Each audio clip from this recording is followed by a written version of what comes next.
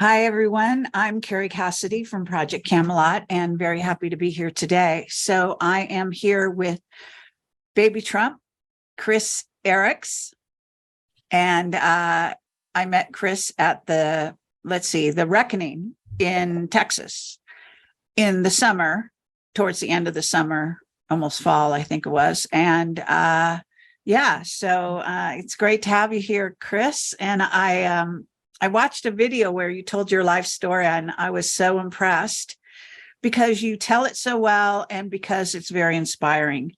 And it's a great story, and you have a great attitude towards your own story. So I thought it'd be really fun to have you on the show to talk about that as much as you'd like. And I think it would be inspiring to my audience. And then, we can talk about other things, current events, various things, because I know you know Juan, and you've been in the circuit, you're doing conferences. We can talk about that. We can talk about your upcoming conference. So first of all, give yourself a short introduction. Sure. First of all, you almost brought tears to my eyes just saying that. So I want to apologize up front. I'm dealing with the hypoglossal nerve. I'm getting looked at Friday, so keep me in your prayers. It happened suddenly. But I'm nobody special. I really am. I'm God's warrior. I'm His slave. I'm proud to say that. I am here to. I know what my calling is. It's to show people how to love one another the right way. To raise one another up, and also to use my pain for a testimonial and everything that I've gone through, so that people that were in a situation like me or in the entertainment industry, they know that there is hope for them, so I can relate to them. So in a nutshell, that's pretty much me. Okay. That's a very short version of who you are. But that's very nice. Okay. So let's talk about, which do you want to do first? Your life story or talk about your latest? I think the life story. Yeah. Life story. All right. Should not have been here. I shouldn't even be here talking to you right now. Every day that I wake up, I feel totally blessed. When we think that we control things, we don't control nothing. We don't even control if we wake up the next morning. And so every morning that I wake up, I thank God. I have an attitude of gratitude. That's how I start every day, is thanking God to let me get up and fight another day alongside of Him in this spiritual war that you and I and others are facing and fighting. But I should have been taken out 4 different times by the enemy. Once as an infant, I had high fevers that got into convulsions, believe it or not, which are like epileptic fits. I was an infant at the time and had 105 fever. My mother didn't know what to do at that time, so she filled the tub with ice. Can you imagine, cast iron tub filled with ice? Yeah, maybe for beer and, alcohol and stuff, but not for an infant. And put me in that tub, because at 105, you go to 106, you're hitting brain damage, right? And so that was the first time. The second time, I was walking along the Hudson River. Everybody knows the Hudson River. And believe it or not, Tara, back in the day when we grew up, you could go crabbing in the Hudson River. I did. And so I was with my dad and my uncle, and I fell in. And to say I fell in the Hudson River and survived it is something in itself, because it is so deep, dark, and once you go in, you don't come out. And finally, the third time, and I don't even know at the age of 9 how I even got to the surface, or 10 years old, but through God's will, I did. And my uncle plucked me out. The third time is the more serious. And this is the one where it gets dark. This is where I decided not to live anymore. So I might get a little choked up. This is where at 17, I wanted to end my life. And when you hear people say they want to end their life, I take it very serious. what sometimes it's just a crying out for help, right? When a adolescent at 17, like myself, I was 16 going on 17, says, hey, I've had it, I'm done, I want out of this world, and literally walks in and takes a razor, and there's a mentality that you go through that I have really related to a lot of people that want to kill themselves, because you're literally walking yourself through what you're going to do. And you're picturing it, and you're almost going through with it in your mind. You know, I always say before there is an action, there are steps. You think about it, you envision it, and then you act it out. And so I remember walking into the bathroom. My parents had gotten this brand new home. They were so in love with this home. They were more in love with that home than they were with me. That's what I felt at that moment. And I walked in, I grabbed my father's razor, I looked in the mirror. The song by Bon Jovi was Never Say Goodbye. And I slit my wrist. I bled so bad that my aunt heard the music playing downstairs and called the police. My family is very heavy into police and law enforcement. They showed up. I didn't answer the door. They called EMTs. EMT, I finally opened up the door. He asked me, let me see your arm. I was a wise guy because that's who I am. And I showed him the opposite arm. Obviously, they saw the blood. I collapsed. I was in a coma for 3 weeks. And there was a gentleman that walked by my room every day. This is what I was told when I came out. And he would bang with his cane and say, you're too young to die. Get up. And I've never found that man. I've had people look for him and seek him out. The hospital does not know who he is, can't identify him. The only thing I could think of was he was an angel. I woke up. My dad took me back home, and I lived in, my parents had like an apartment in the old home, which was rented out. So they rented it out to me. And the fourth time that I died, I literally died. I flatlined. I drank too much that night. And I went through a serious breakup with a girlfriend. My son had betrayed me, and my girlfriend had betrayed me on a business deal on the same day. And I'm not good with betrayal. I'm good with a lot of things. I'm not good with people lying and betraying me. And I went out that night with a pastor's son and his fiance. And we went to this club. We went to this bar in Pittsburgh. I hadn't eaten for 2 days now. I had secluded myself in my house. I didn't want to have anything to do with anybody. And I was going through this breakup. And I remember that night, the owner came in. He recognized me. I played on a softball team that played against his team, and we beat him. And so he was pouring, shots down my throat. He had girls, was pouring drinks down my throat. I loved the attention. And I was okay when we left, but I wasn't okay when I lay down. When I lay down in the back of the car, literally my whole life was passing right before my eyes, and I didn't know what was going on. I had long hair, it was like right here, one leg. It was sopping wet. I didn't know. I thought it was hot. And my buddy tried to drop me off at my house. Thank God he couldn't get me in, because he tried to break my door down. It was an old Victorian home, and they're solid wood. Thank gosh. If he would have broke that door down and left me, I would have died. And so he dragged me to the hospital. I remember two things. One, I remember the nurse, I call her Nurse Cratchit.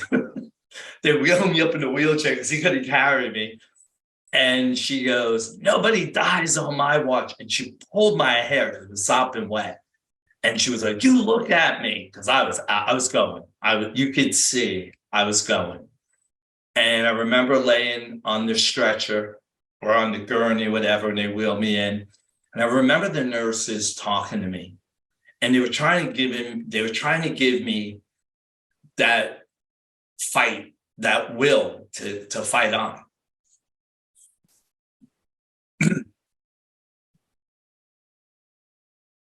And they said, I think it was like 33 or 34. And they said, you have a son? Do you have children? I said, yeah, I have a son. I said, come on, you have to be there for him. How old is he? How old is he?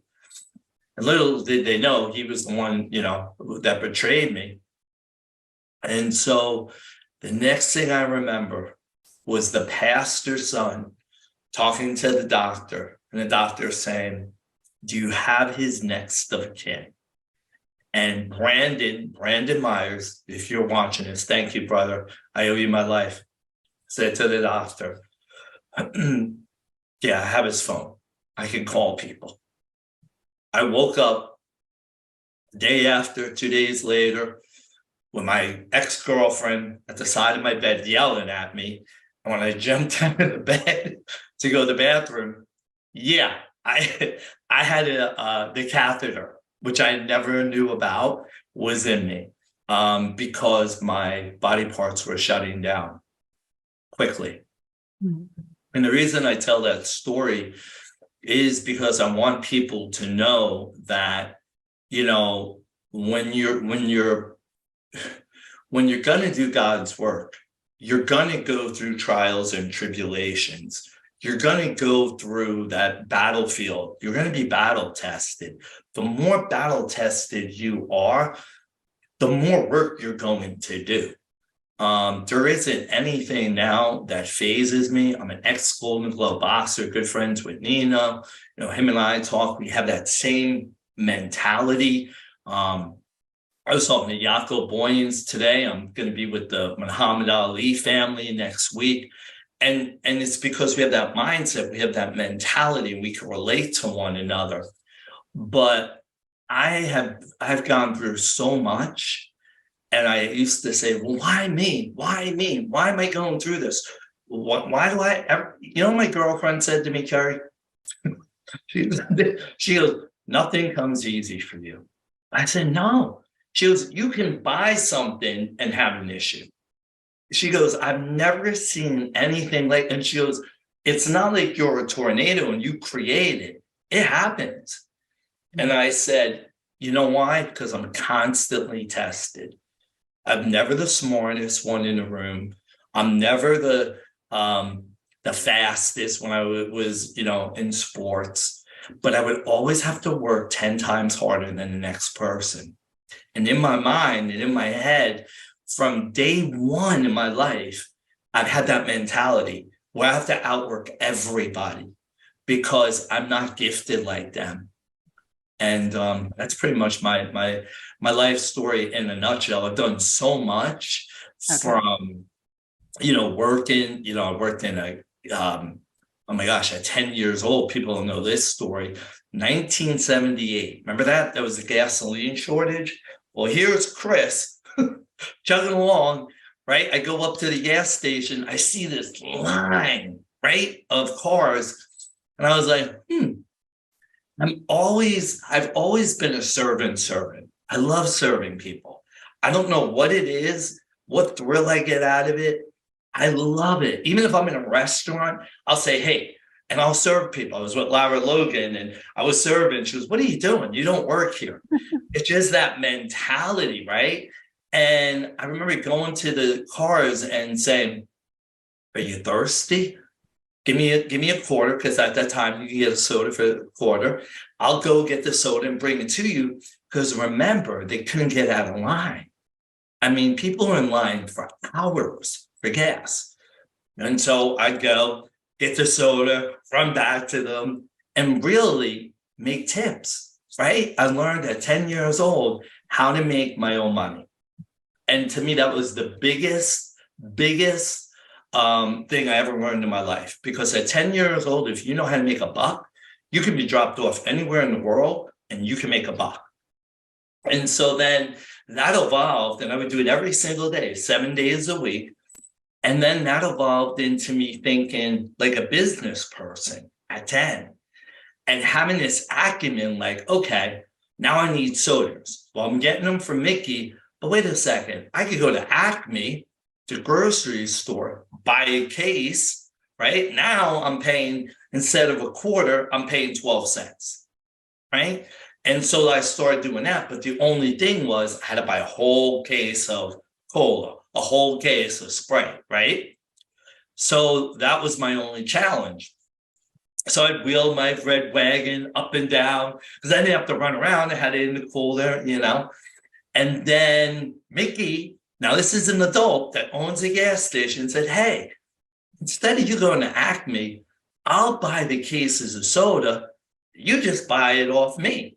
And I go, well, Mickey, I'm paying the same price. He goes, well, you don't have to go there. And this is how he sold me. He said, I'll let you pick how many flavors you want. So instead of me having one case of Coke, one case of Sprite, I had some Coke, some Sprite, some root beer. So he sold me on that. Then I'd go to people and some people weren't thirsty. So I said, well, are you hungry? And they would say, yeah. I'd run back and get them potato chips or pretzels. Well, what do you think happened? They got thirsty. So at 10 years old, I learned how to make $1. I learned how to become, I hate to say that person, salesperson, but to serve others at 10. And growing up, I'm a recovering Roman Catholic. I was an altar boy. I went to Catholic high school, Catholic grammar school, and kindergarten. I got beat up.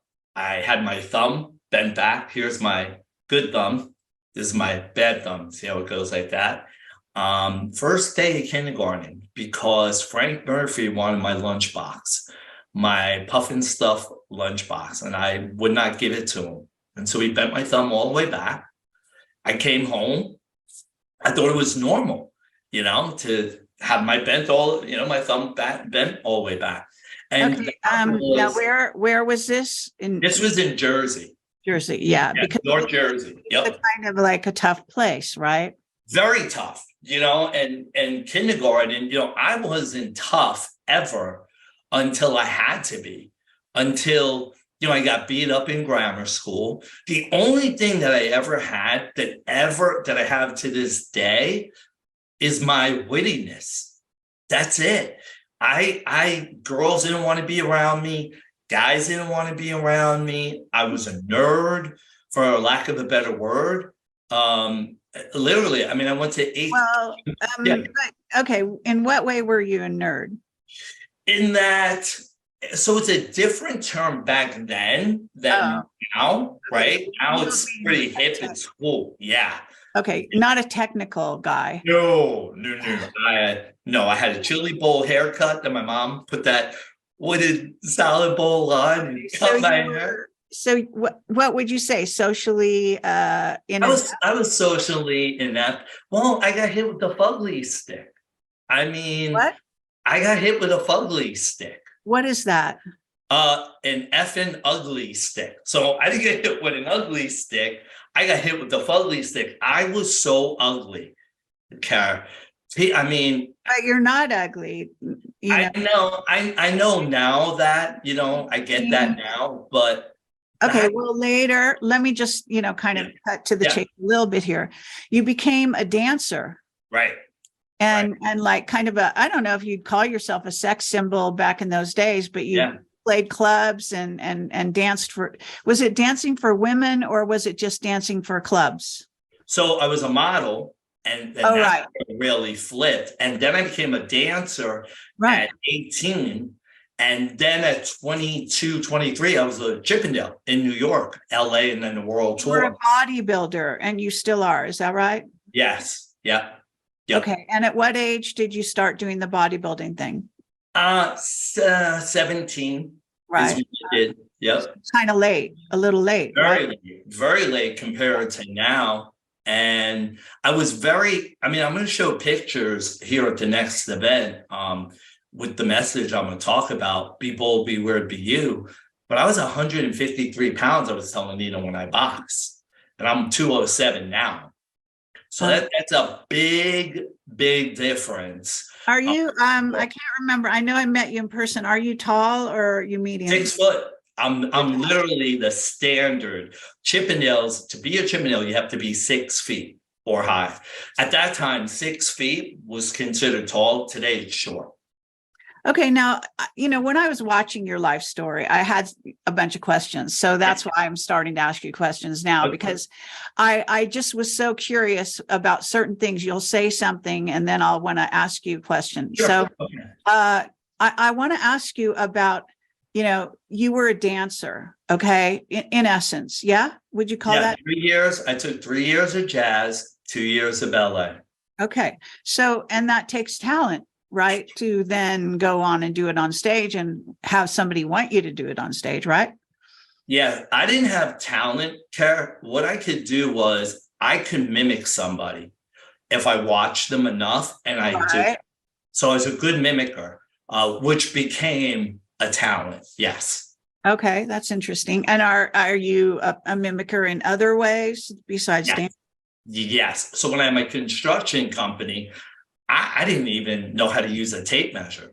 I mean, I've been here at a construction company. Well, we start with floors, but I'm like, I didn't even know how to read a tape measure. I had somebody teach me.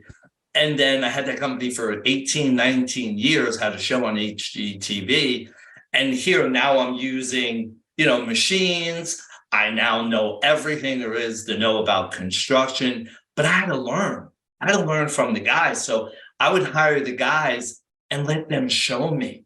And I would just be over it. I just watch them. And I watch them plumb. I watch them do electrical work. And I would just do it. Hey, can I do that?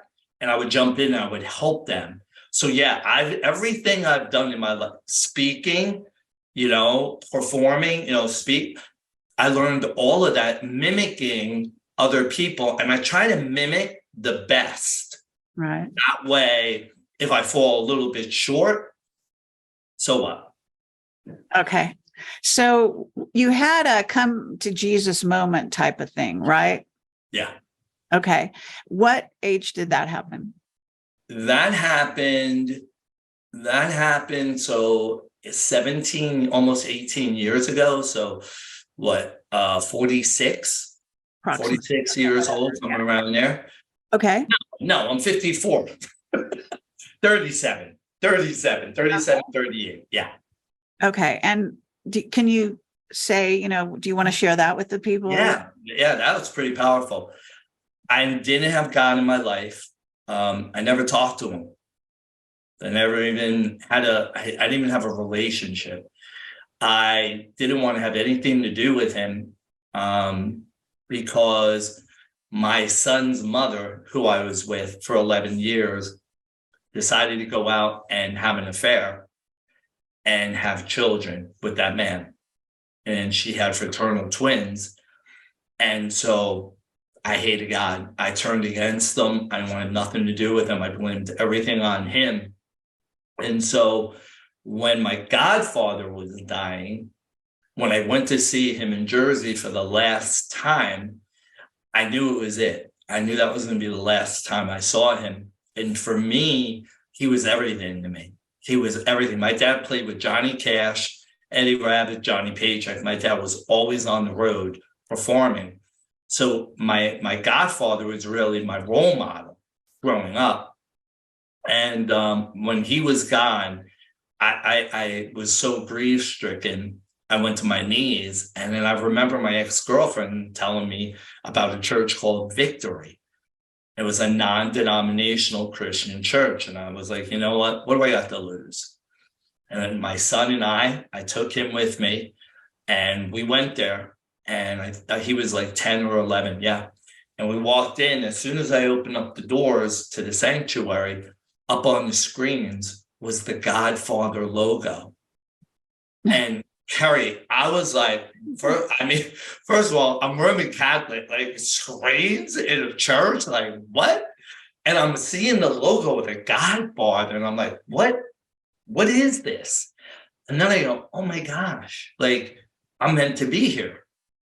And I remember I was so scared. I didn't know if they were gonna have snakes in the pit, because I've heard, it's a cult and snakes. And so I sat I'll never forget, the last chair in the back against the wall, like hiding, literally me trying to hide. And then I watched Pastor John Nuzzo, who's changed my life forever, sit there and act as Don Corleone and say in the very beginning, I have an offer you can't refuse. It's eternal salvation. And that, to me, I raised my hand at the altar call at the end. My son raised his hand. I had this warmth come over me. I started crying. And I was saved. I was asking for forgiveness. I was so grieved and sorry. I didn't know what I was doing. I wish I had somebody, and that's why I think I am the way I am with people now, especially on my podcast. I'm trying to show them the way. I'm trying to say, hey, listen, this is what you need to do, because nobody did that with me. And I was lost. I was a Christian, but I was lost. I had 1 foot right here in the Bible and 1 foot in the sewer. And it was like this. And when you're like that, I literally was going back to my old ways. And so finally, about 4 years ago, was that is when I knew God intimately. I heard a song, I am who you say I am. I've heard that song over and over, Kerry. I've heard it in my car. I've sang it out loud. It never meant anything to me. That one day in church, I was worshiping, that song came on, and all I started thinking was, oh my gosh, what have I done? This is the only person my whole entire life that never left my side, that never threw a punch, that never made fun of me, that when I told him to get away, he didn't get away from me. It's the only person in my life that has truly loved me. And all I wanted, Kerry, I just wanted to be loved. And here was one person that was showing me this love unconditionally. So you felt the love. So, but I want to ask you a couple questions. You mind? Yeah, go ahead. Okay. So first of all, are you Italian? Yeah. Okay. Because you act Italian. So I just wanted to make sure I was getting the right, thing, because, you're also sort of a chameleon. Obviously, if you mimic a lot of people, then it's not so obvious. Right. And you did relate to the Corleone thing and so on and so forth, right? So when you thought that your son betrayed you, I remember in the story, I mean, we haven't gone into it and we probably don't have time to go into all that part, but I just want to say, because you said that he chose to be with the mother instead of you. And that really hurt you, right? That was very painful. But it's a funny word, betrayal. Like, what does that mean? You know what I mean? Like, I don't see that as a betrayal. That's not like telling a lie. That's actually telling the truth, right? It is. So it's a kind of a funny that it is. And it was betrayal. Yeah, and I'll tell you. So the part was when he was living 2 lives. When he was with me, he had boundaries. His grades were good. He was a good student. He dressed the part. He acted the part. He looked the part. When he was with his mom, he did not dress the part. He did not look the part. He did not act the part. His grades were in the 30s and the 40s. When we had that intervention with me and the principal and everything, and I had my son come live with me, do you know I still paid her support every single month? I said, I just want to have him. I'll give you the money because that's what she wanted. I just want to make sure he's okay. When his whole entire school, because it was really school that was really dropping. When his school grades went up, when his attitude, when his demeanor changed, guess what? Then I knew that he had a future, right? When I found out at 12 years old he smoked pot, I was like, are you kidding me? And then at 15, he had four felonies for selling drugs. Um, 4 felonies. And so for me, yeah. okay, but how does that, okay, I'm hearing that, but I know this might seem. Why is it different from me and the mom? And why did I feel betrayed with him not wanting to live with me? Yeah. So, I think, you're you talk streetwise, right? You're very streetwise. So it may be a betrayal in a sense that you expect loyalty from your son. Am I getting that right? Is that in the vicinity? So I always say blood is related, loyalty is family. And because here's why. What you don't know and what everybody else doesn't know is he was in harm's way. I have reports, I keep them to this day, and he's 27, of police reports. His mom had called on the police PFA on her boyfriend 4 different times. But the biggest thing was I was trying to keep him out of harm's way.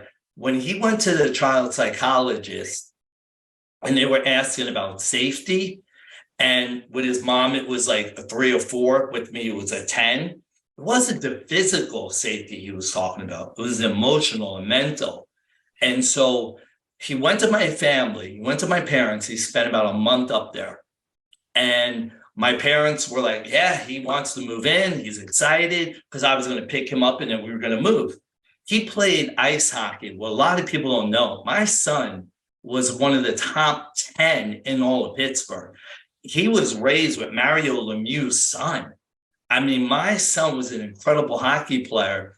And it literally, I believe, saved his life from what he had to go through trauma-wise with what his mom did. But when I got the house and I showed him, I said, we're going to live and you're going to grow up and you walk, and painted all this picture. If he would have said to me, Dad, I love you. This is great. I can't do it. But telling me I want to do it, I want to do it. Telling my parents I want to do it, I want to do it. Telling psychologists I want to do it, I want to do it. And then when it came time, you don't tell me, and you run behind your mom. And then your mom's like, he doesn't want to move. And I'm like, okay, well, let me talk to him about it. So to me, that was betrayal in that. Okay, I get it. Talk to me. Yeah. Okay, yeah. So because you need it, and we needed a little more background. Yeah. Oh yeah, there's more. There's always more to a story. Well, sure, but but in the end of the day, you've come a long way in your life. Would you say that? Yeah. Okay, and you've gone through like the school of hard knocks, as they call it, and you surfaced. I mean, you almost died several times and all of that. But you made it through, and you're in a this is just my evaluation, not not trying to say be judgmental, but just saying you seem like you're in a good place right now. Okay. Oh, best place ever. Mm-hmm. Okay. So I just thought, because when people hear your story and they see where you're at now, they're going to be like, wow, because you seem very sure of yourself.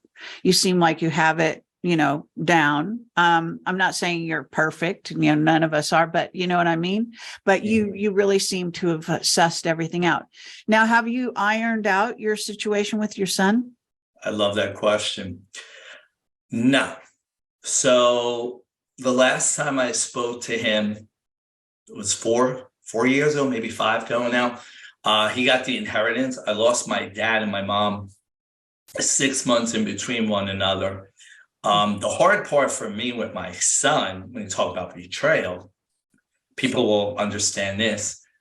When I got that phone call that my dad had a year to live, My son did not visit him in the hospital. He was not at the funeral. When I got that call about my mom, my son did not visit his grandmother. He did not come to the funeral. So it's okay to treat me with disrespect. And you can have whatever feeling you have for me. But when he did that to his grandmother and grandfather, who, by the way, they took his side on everything, even against me, even against their own son. Yeah. I had a problem with that. But when I went to make sure he got the inheritance money, I went to shake his hand and he hugged me. And I thought, this is a breakthrough. I'm still not on his Facebook. He has no idea. Me and you know more about one another than me and him right now. Not my choice, his, but I go like this. I give it to God. It's too much for me. It is too much. And when it's his time, I believe if he finds Christ, he will pick up that phone and call me so quick and be like, oh. I'm like, you know what? It's okay, Chaz. It's cool. We'll start over. But until he finds God, I don't think he'll ever pick up that phone. Well, you're a very strong personality. Have you been told that? All the time. Okay. So with a kid growing up, especially a male child, to have a father like you sound like you were, and maybe still are, that's kind of a taskmaster. That's kind of a strong personality. And then also you have had success in your life in certain areas, like as a performer. When a person is a performer, right, then they get something that the rest of the world doesn't necessarily have if they're not a performer. It's not always missing in their lives, but it's a huge thing. Do you know what I mean? I know exactly what you're talking about. You have an audience, you have you're able to do that. Okay. Now, read people. Yeah. And be, sort of a focus point. Okay. Mm-hmm. So that stays with you, and that's part of your life. You'll never get away from that. Right. But yes, but you know what? Knowing that, Kerry, that is a great point, by the way. Knowing that there are so many times more and more now where I've removed myself. I get it. I put myself, I did at my last event where at the end, I said, let's bring them up. They all came up on stage and I walked off the stage. At my event, I cut me from speaking. Why? Because I gave other people. Actually, I didn't know that, but okay. Yeah. I did the last event too. So when somebody knows they're always going to be focused and they're going to be in the center of attention, to pull yourself away and know that when to give the spotlight to someone else, I can do that. Well, you're obviously doing that now because you're doing these events, and we can talk about that in a minute. But I do want to kind of bring it back to this place, because sometimes a person doesn't realize how big they look, and especially to their child. In his eyes, he's still a little child, and you look huge. That's very intimidating. Okay. That intimidates his sense of self. I'm just, I know I shouldn't be talking like this on a Zoom. No, I love it. You know why? Because there's other people going through it. I just can read some things. Okay. So I just want to say this just because, because you're bringing this up. And I think eventually this is going to change, the balance will change and so on. But I just want you to think about that. Just think about how you look from his eyes. Yeah. And when I know that, that's why I did what I did and how I did it. I said, hey, I just want to make sure you got everything, make sure you're doing okay. Yeah. And I didn't go to hug him. You know what I mean? Like, let me hug you. I went to shake his hand and he hugged me and I said, I'm glad you're okay. But to what the life that he is leading now, I'm proud of him. Oh, good. Because he has taken now watch this, kids are taught. Okay. So when he was 9, he had a half brother, half sister that he had to take care of. okay, that was multiracial, okay? So we had to deal with that too, okay? And now, grown up, he's been with the same woman, taking care of another man's baby and treating it as if it was his own. And for me, that is a real man. Mhm. That is a real man.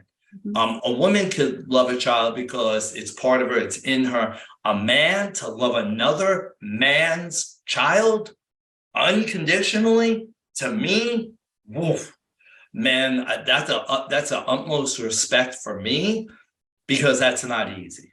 That is not an easy thing. And I'm proud of him for doing that. I'm just hoping that he puts Jesus Christ in that child's life. And by him doing that, it attaches to him as well. Okay. So now let's go into where you're at now. Okay. Yes. Because I think people got a background, and I didn't, it's a very personal thing, your personal story, but you do share it, you have shared it publicly. Yeah. So I felt we could go there. And like I said, I had these areas that I kind of want to ask about, and your son was one of them. So now I'd like to know, when you look at the playing field, because you're in an interesting position. And like you said, I think maybe as a performer, you have decided to kind of give back a little. And that's why you started to do, where you're having other people speak at your event, right? You're the MC or whatever you want to call it. But the bottom line is that they have the stage. Yeah. Yes. So I didn't want to be the MC. The first event, I wasn't. I just ran around, made sure I was a host. I was a host of a party, right? The last time was my most difficult decision, was who was an MC. And it defaulted to me. And so when I did it, I didn't realize what an impact it had. And when the CEO of George Magazine told me, man, you don't give that mic to anybody else, I was like, oh, okay, I know where my place is. Yeah. So that's Gene Ho. Yeah. Yeah, Gene Ho and Dave. So Gene is the PR, and then Dave Blaze is the CEO. And so I was taken back by that. But the reason I wanted to do these events was, one, I'm going to say it, I don't care, it's going to be in my book. I was forbidden in this community at events to talk about God. It's going to come out. It's going to be in my book. So where I would be on tour with people and they wouldn't let me speak about God. Okay. So, can you clarify that a little bit more when you say this community and who didn't want you to speak? Because well, I'm not going to mention the reckoning that I went to, you had a lot of people talking about God. Everybody. A lot of people. Was not. And that wasn't, I'm talking about care. So I've been in this now 2 years, going on 2 years, right? And so I started with Clay Clark. From day one, I was in Tulsa, Oklahoma. I was one of the OGs. I was on stage not once, twice. I left Clay in San Antonio. That's when he pulled me off stage 2 days before the event because somebody else had a problem with me. And that very person is the one I'm speaking of, that would not let me do my own speech, talk about God at my own event here in Texas. Believe it or not, I kid you not, it's going to be in my book, because I think that's why people will get the book and they'll read it and go, wow, right? And it'll be in forever. Well, I'm so happy you're going to write a book or you're writing a book, because that's the first thing that came to my mind after watching your talk about your life. I thought, this guy's got to write a book. Yeah, so that's great. Bold. Excellent. Thank you. Be bold, be weird, be you. It's supposed to be out March 25th, God willing. But God said, you're going to talk about God, but not only are you going to talk about God, you're going to bring the people.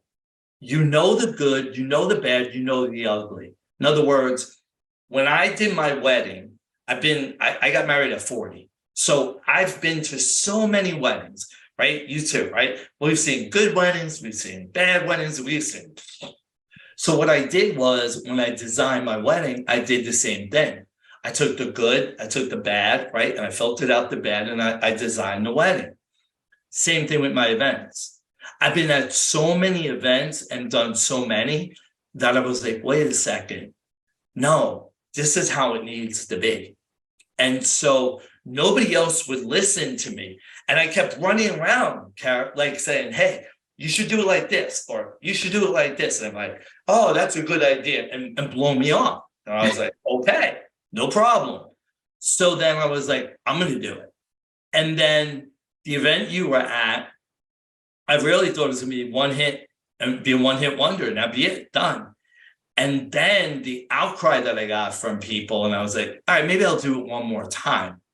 And then for me, again, because I got to work harder than the other person, I was like, how can I make it different? How can I make it better? And so I started thinking, okay, what do people want? What do speakers want? What do vendors want? And what do media want? And then I started saying, okay, this is what they're looking for, and name 3 things. And then I had all the sheets, and I was like, okay, so what if I do this? And what if I do that? The last event was so much bigger and better, and it was a one-day event. Mm-hmm. And so, when I did the one-day event compared to a 2-day event, I took those 2 days and put it into one. Because one of the biggest things I found out with people is, and this is my mantra, this is my slogan, if you would. People will forget what you do. People will forget what you say, but people will never forget the way you make them feel at the Reckoning Fest. And so I wanted that, not only for the people that were there, for the vendors, for the media, for the speakers. And that's when I was like, I'm onto something here. And each event, I have different speakers all the time.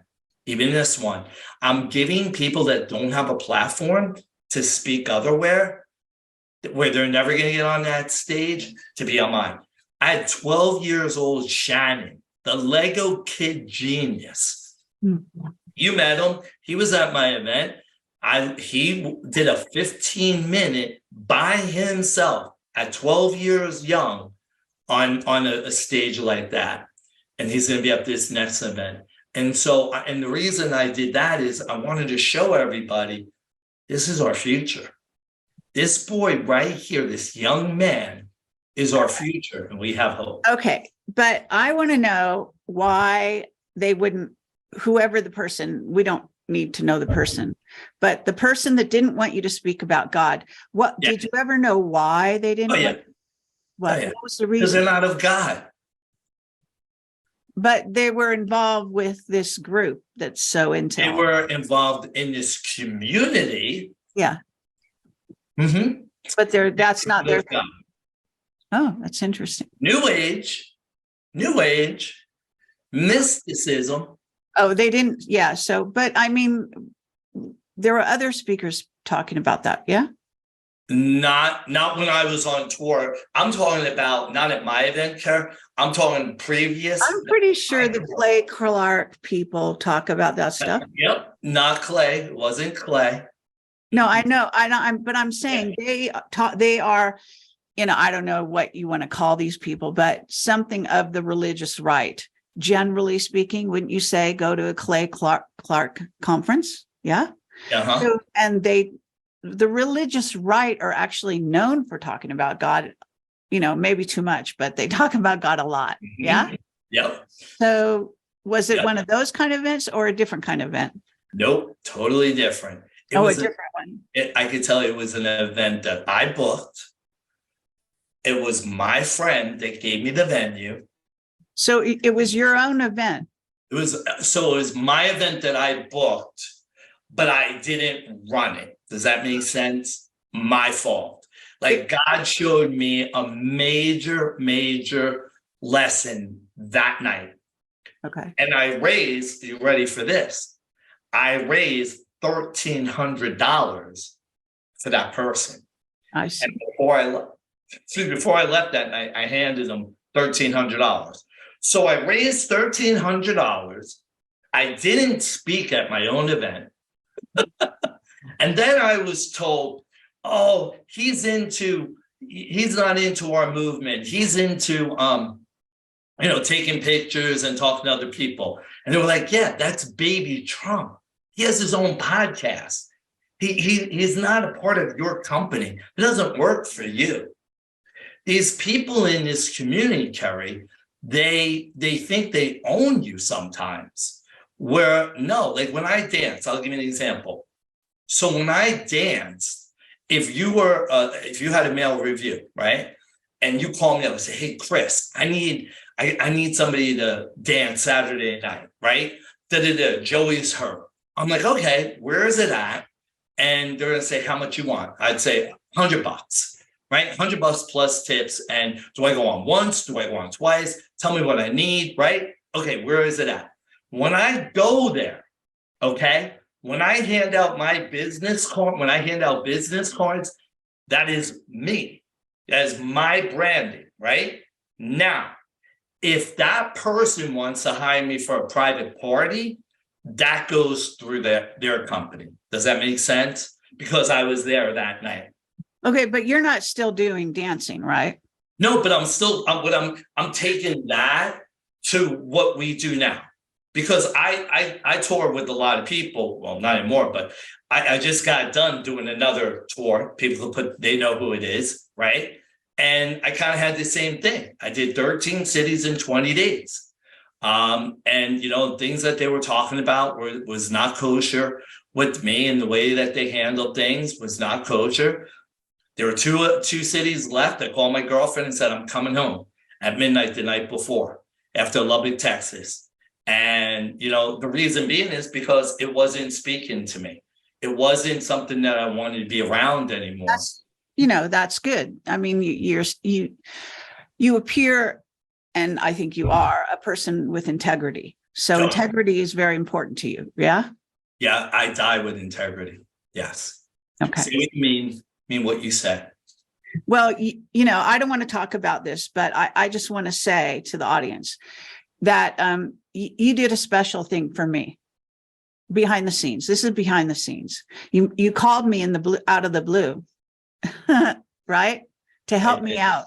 Yeah. That's incredible. That doesn't happen. Okay. So I just want to say this person is a person with real integrity and a lot of heart. So everything you went through has created you in a certain way that you have a lot of heart. I do. And if people sit down and get past my hair, get past the way I look, get past the way I dress, the way I speak, right? Break bread with me, have a conversation for an hour. It will not be what you thought you were going to get from me. Mm-hmm. But they have to get from judging me. They have to get from judging me. Right. It's the hardest thing. I remember 5 years ago in MLM, I would speak on their stage in front of 15, 20,000 people. And the guy came down. He goes, I wanted to meet you. I've been wanting to meet you all this time. I said, why didn't you come down? He goes, I've seen you every single time at these events. He goes, and I watch. And I said, okay, 50% of the people love you and 50% of people hate you. Mm. And I go, really? And it was the first time that it ever even crossed my mind. And I was like, well, why do those 50% hate me? He goes, because they are judging you. They're judging who you are, the way you look, the way you dress, the way you come in. And I would dance and joke around with people. That is not the norm. And so people are taken back by that and go, wait a second, well, what's this guy doing? It took a little bit. It takes, I tell people, I'm like bacteria. I'm like a fungi. I grow on you. So I'm with you. Now, I don't want to keep you too long here, but no, I'm fine. Okay. So I have another question. In terms of your sort of life path, have you ever, first of all, been what they call regressed and looked into your past lives? So I've heard people tell me, Michael Della Rocca, when I met him from Brooklyn told me that. He said, you and I, we're not from this world, and you and I have, we've been together for a couple of times. I've had people tell me that. That's not the question. No? Oh, okay. No, the question is, have you ever gone to somebody who's a specialist No. in regressing you to learn about your past lives or to open yourself up in that way? No. Okay. Because I just want to say that I recommend it. Okay. Now, for whatever it counts for, it doesn't matter one way or the other. But when I meet people and talk to them in a one-on-one, like even before an audience, I get information come at me about them. And wow. I'm getting a lot of past life stuff that's going to be good for you to find out about. Okay. So for what it's worth, I just want to throw that out. Okay. I don't do that for a living. I don't do readings, as they call them, but I think you might want to look into that, because I think that might open some vistas for you, as far as putting 2 and 2 together as to why this life happened the way it did, and why, how you got here.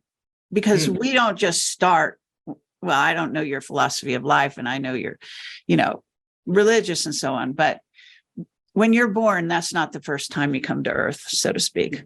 So you've had a lot of lifetimes, and there's a lot of learning there, and you can access it, and you are accessing it subliminally. You say you don't have talent, but you do. You have talents. Okay. So when somebody mimics somebody, it's not because they can mimic them and do what the other person does. It's because they speak to a part in them that is like that already. See what I'm saying? Yes. Mm-hmm. So you're recognizing yourself in that person, whoever you decide to mimic off of or learn off of. And then it resonates with you because that's who you were. That's a piece of yourself that you remember. So you're bringing that into your current, world. So that's important, because you're not giving yourself enough credit. So this is my, way of talking to you about this, because I see that you brought a lot of talents in this life, and that's why you're, you've gone through so much, but you've got to give yourself credit for that. And it comes because of all the other lifetimes that you learned so much, and then you brought it forward. And that's, not easy for us. I never thought about that. Yeah. So, experience is the greatest teacher of all, right? Right. Yes, it is. Mm-hmm. So say that and not really sidetrack our story here too much. So let me ask you, because I do see that you're on sort of a journey, and that you, in a sense, these latest things with conferences is like you're learning that you need to be sort of your own boss. And at the same time, you also need to command your own space within those conferences, even though that you're giving a lot of space to everyone else. Right. It's nothing wrong with you having your piece of it, that it holds it all together, that, you've got such a personality that makes way for that. So that's actually a good thing, I think. Yeah, and you have a great vision. You have a vision that you haven't even brought forward yet. Okay. Yeah. So you have a vision that's starting to emerge for the future of things like this. So I think it's great. So let's talk, before I let you go, exactly about your next event. Okay. And you were going to send me I don't think you sent me a banner, or I didn't get it. Maybe I sent it on your email, but I can. All right.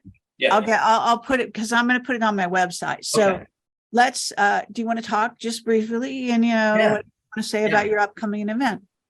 So the next coming event, I didn't know when I was going to do it. And so I said, okay, let's do it before April, before the spring and summer, because we just did one in December, and I want to keep people together. My main objective through and through, and why I'm doing this, is for the people, and I want people to be together. I want them to meet. I want people that have never gone to a conference or an event And my numbers for people for the first time, it's probably almost half.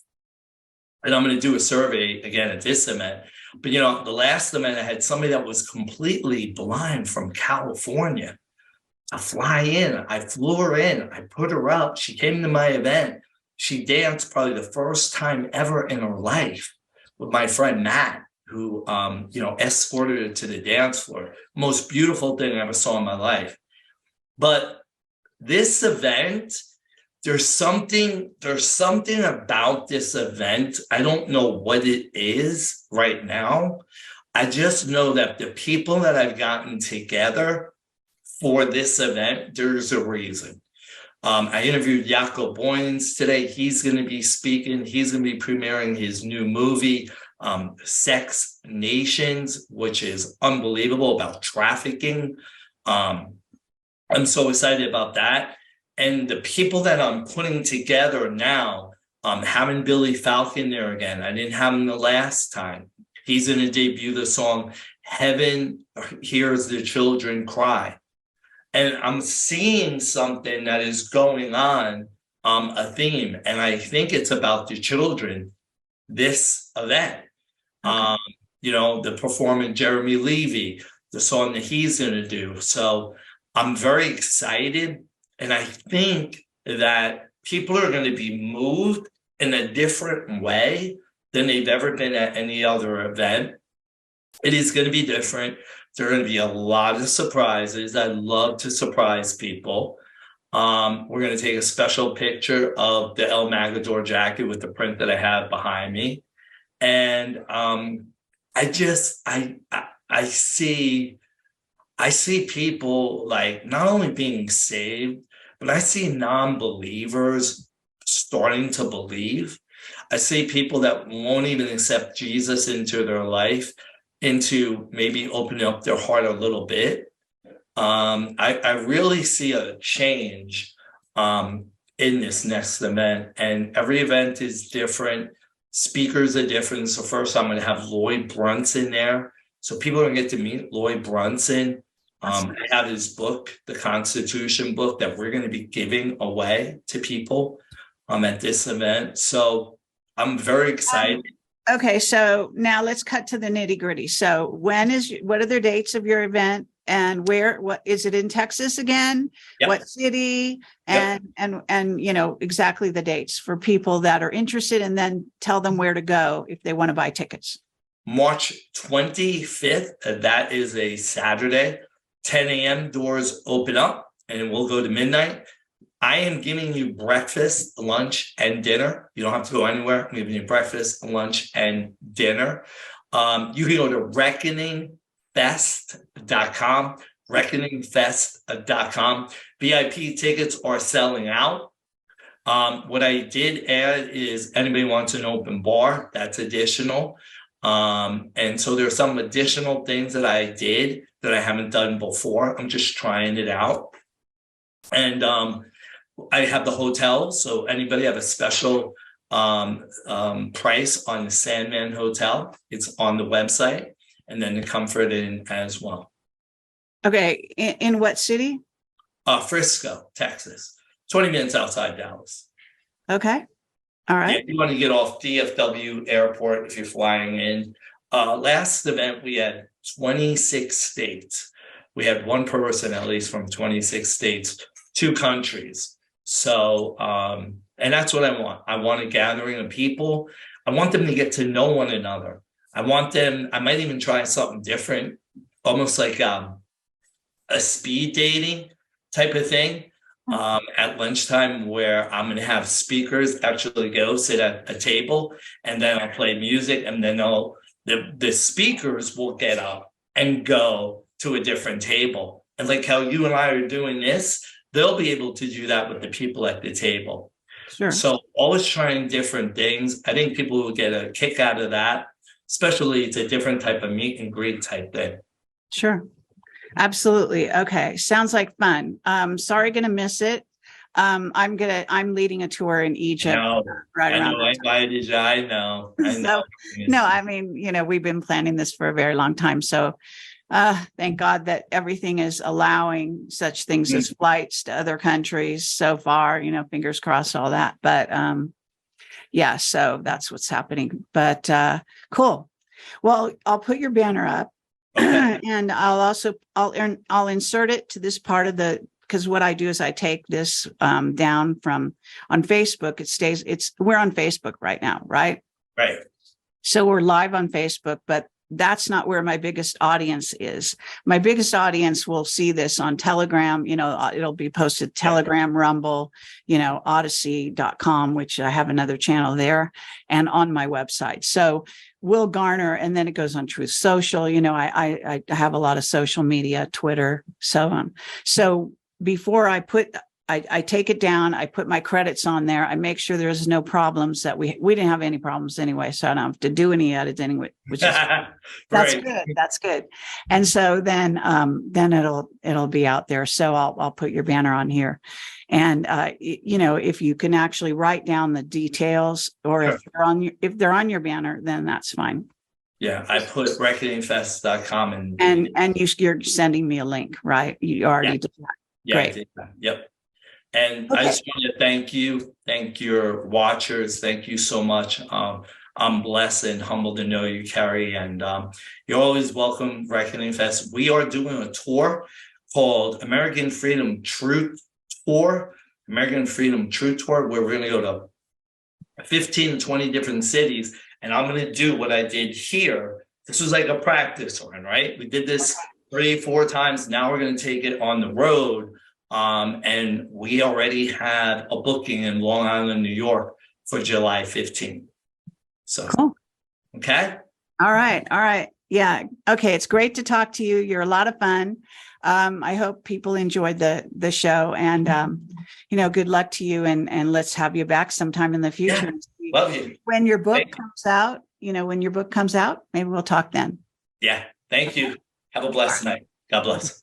Take care. Bye-bye.